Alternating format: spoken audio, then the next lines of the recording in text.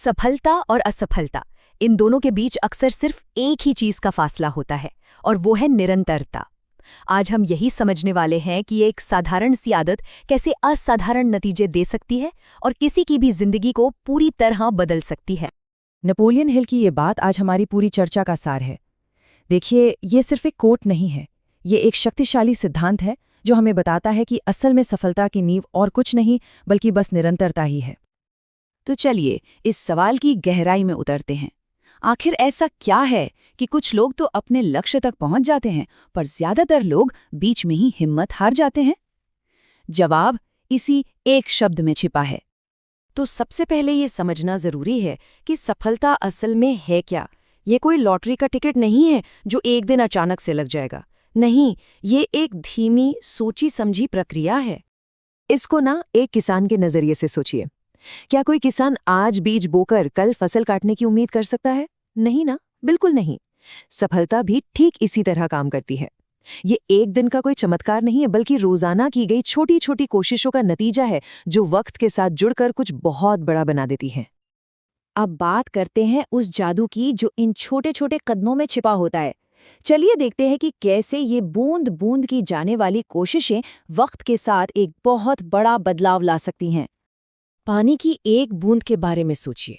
कितनी कोमल, कितनी मामूली सी लगती है, लेकिन जब वही एक बूंद लगातार एक ही पत्थर पर गिरती रहती है तो क्या होता है?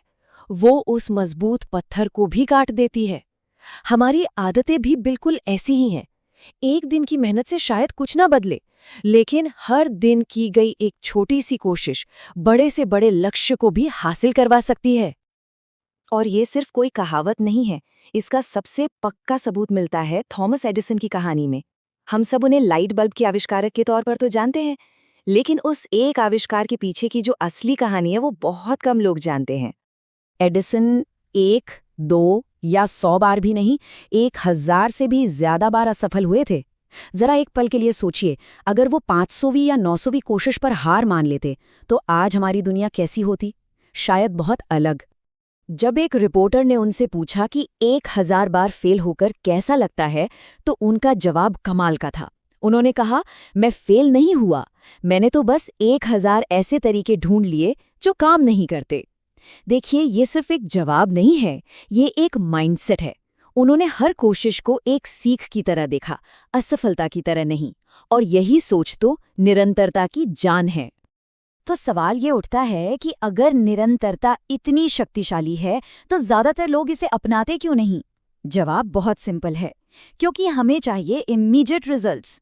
हम एक ऐसी दुनिया में जी रहे हैं जहां सब कुछ फटाफट चाहिए, लेकिन सफलता ऐसे काम नहीं करती। जब एक हफ्ते जिम जाने के बाद नतीजे नहीं दिखते तो हम निराश हो जाते हैं। देखिए, निरंतरता ना हमारी जिंदगी के लिए कंपाउंड इंटरेस्ट की तरह काम करती है। जैसे शुरुआत में ब्याज बहुत कम लगता है, पर वक्त के साथ वो तेजी से बढ़ता है। ठीक वैसे ही हमारी छोटी छोटी कोशिशें शुरुआत में मामूली लग सकती हैं, लेकिन लंबे समय में ये असाधारण नतीजे देती हैं। अच्छा, अब तक हमने कहानियों और उदाहरणों की बात की, पर चलिए अब जरा साइंस की तरफ चलते हैं और देखते हैं कि जब हम कोई आदत बनाते हैं तो हमारे दिमाग के अंदर असल में होता क्या है। इसके पीछे एक बहुत ठोस विज्ञान है। हमारे दिमाग में ना एक कमाल की ताकत होती है जिसे कहते हैं न्यूरोप्लास्टिसिटी। अब ये भारी भरकम शब्द लग सकता है, पर इसका मतलब बहुत सीधा है। इसका मतलब है कि हमारा दिमाग गीली मिट्टी जैसा है जिसे हम अपनी आदतों से कोई भी आकार दे सकते हैं। इसे और भी आसान तरीके से समझने के लिए कल्पना कीजिए कि आपका दिमाग एक बहुत ही घना जंगल है।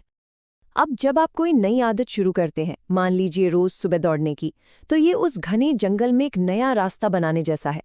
पहली बार जब आप चलेंगे तो झाड़ियां होंगी, कांटे चुभेंगे और ये बहुत मुश्किल और थका देने वाला होगा। लेकिन अगर आप हर रोज उसी रास्ते पर चलते रहें तो क्या होगा? धीरे धीरे वो झाड़ियां हट जाएंगी, घास दब जाएगी और एक साफ पक्का रास्ता बन जाएगा। हमारे दिमाग में भी बिल्कुल यही होता है। हर बार जब हम कोई काम दोहराते हैं तो दिमाग में वो रास्ता और भी पक्का होता जाता है और वो आदत हमारे लिए आसान बन जाती है।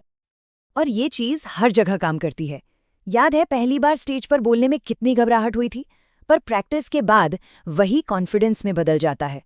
जिम का पहला दिन तो सजा जैसा लगता है ना, पर 1 महीने बाद वही आपकी दिनचर्या का हिस्सा बन जाता है। लेकिन यहाँ एक बात का ध्यान रखना बहुत जरूरी है। हमारे दिमाग को अच्छी और बुरी आदत में फर्क नहीं पता।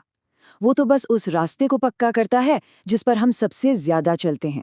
अगर कोई रोज टालमटोल करता है तो उसका दिमाग टालमटोल करने में एक्सपर्ट बन जाएगा। तो चुनाव हमारा है कि हम कौन सा रास्ता बनाना चाहते हैं।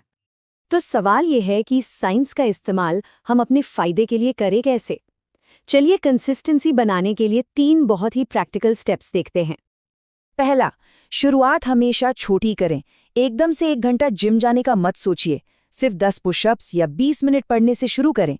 दूसरा, अपनी प्रोग्रेस को ट्रैक करें। एक कैलेंडर लीजिए और जिस दिन भी आप अपना काम पूरा करें उस पर एक बड़ा सा टिक लगा दीजिए। ये छोटा सा काम दिमाग को एक रिवॉर्ड जैसा महसूस कराता है। और तीसरा, जो सबसे जरूरी है, अपना क्यों याद रखिए। जब भी हार मानने का दिल करे, खुद से पूछिए कि ये सब शुरू क्यों किया था। तो आखिर में ये सब एक चॉइस पर आ जाता है। निरंतरता कोई जादू की छड़ी नहीं है, ये एक फैसला है, एक फैसला जो हर रोज लेना पड़ता है, और यही फैसला हमारी जिंदगी की दिशा तय करता है। जिंदगी में 2 रास्ते होते हैं। एक होता है शॉर्टकट का रास्ता, जो दिखता तो बहुत आकर्षक है, पर वो आपको घुमा फिरा कर वहीं वापस ले आता है जहां से आपने शुरू किया था। और दूसरा रास्ता है निरंतरता का। ये धीमा हो सकता है, मुश्किल हो सकता है, पर ये आपको हमेशा आगे लेकर जाता है। और इस रास्ते पर मिले नतीजे हमेशा टिकते हैं। तो एक बात हमेशा याद रखिए, महानता किसी एक बड़े काम से नहीं आती। यह हजारों लाखों छोटे छोटे कदमों का नतीजा है जो लगातार बिना रुके लिए जाते हैं। सोचिए, अगर पानी की एक छोटी सी बूंद एक मजबूत पत्थर को तोड़ सकती है, तो आपके रोज की एक छोटी सी कोशिश आपकी जिंदगी क्यों नहीं बदल सकती? बिल्कुल बदल सकती है।